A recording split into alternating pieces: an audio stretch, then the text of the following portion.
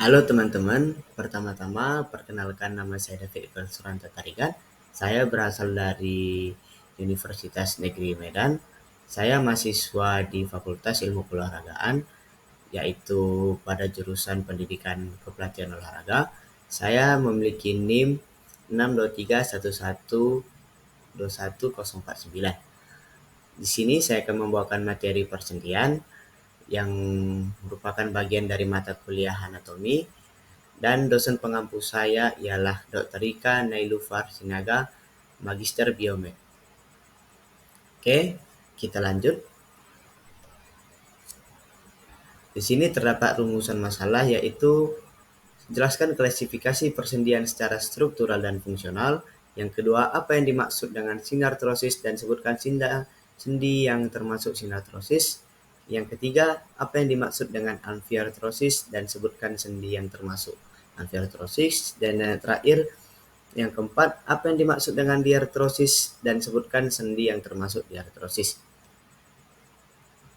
Tujuan dari materi ini ialah dapat mengetahui apa itu arti persendian dan apa saja bagian-bagian dari sendi itu sendiri. Yang kedua, dapat mengetahui apa itu sinartrosis dan sendi apa saja yang terdapat di dalamnya.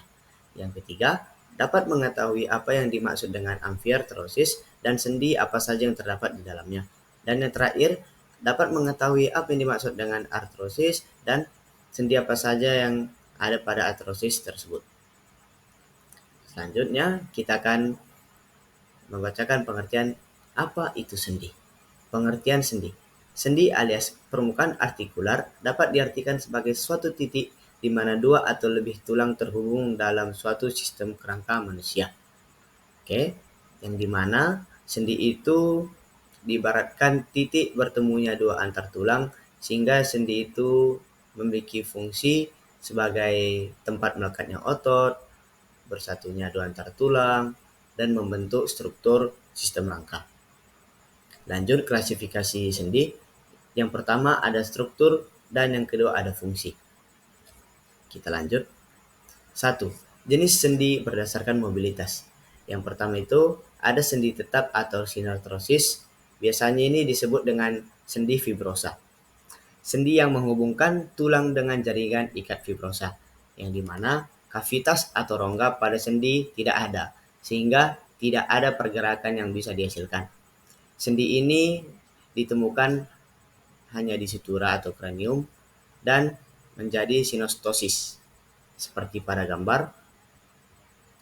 Lalu di antara tulang ulna dan radius, yaitu sindermosis, yang terdapat membran interosius serta komposis yang berada di gigi, yaitu ligamen periodental dan hanya ada di mulut.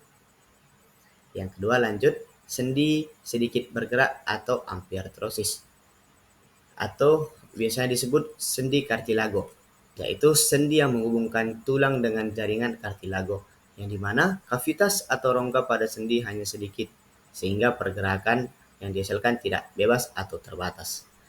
Sendi ini berada pada plat epifisial yang mengandung hialin cartilago dan disebut sikonrosis, atau juga terdapat pada tulang rusuk awal yang dihubungkan ke manubrium. Lalu berada di antara pelvis kiri dan kanan, serta di antara tulang belakang yang disebut simfisis dan mengandung fibrocartilago.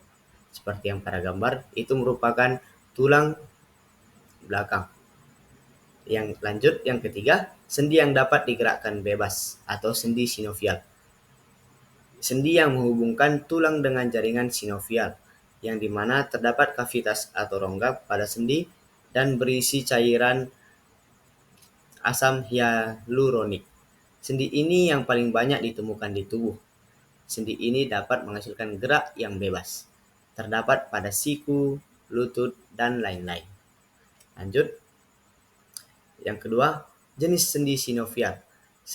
Yang pertama itu sendi bola atau soket. Yang kedua itu sendi engsel. Yang ketiga sambungan pivot.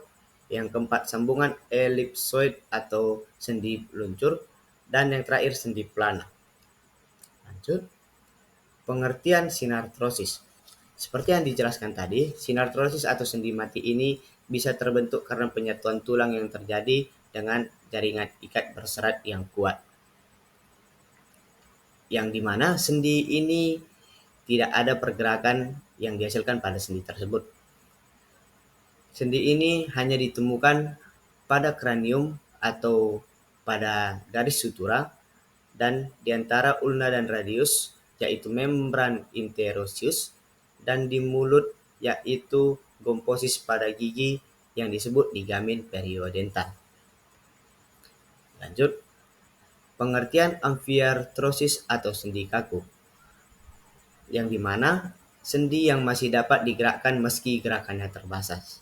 Macam sendi amfiartrosis yaitu terdapat pada tulang antar ruas tulang belakang dan yang kedua pada tulang rusuk.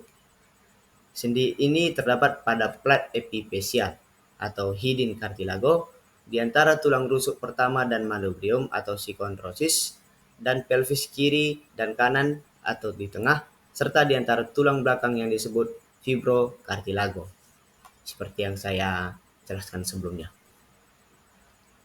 Lanjut, yang ketiga itu diartrosis, yang dimana persendian dengan gerakan tanpa batas atau bebas sehingga mobilitasnya yang cukup besar. Yang seperti yang dijelaskan sebelumnya juga, macam sendi diartrosis ada 1 sendi puru, kedua sendi engsel, ketiga sendi plana, 4 sendi putar, 5 sendi luncur, dan yang keenam sendi kondiloid. Teman-teman bisa melihat pada gambar dan bisa mempause-nya untuk dapat melihatnya lebih jelas lagi.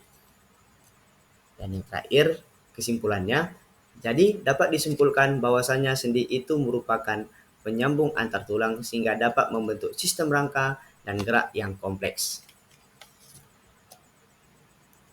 Oke, kita sudah sampai di penghujung.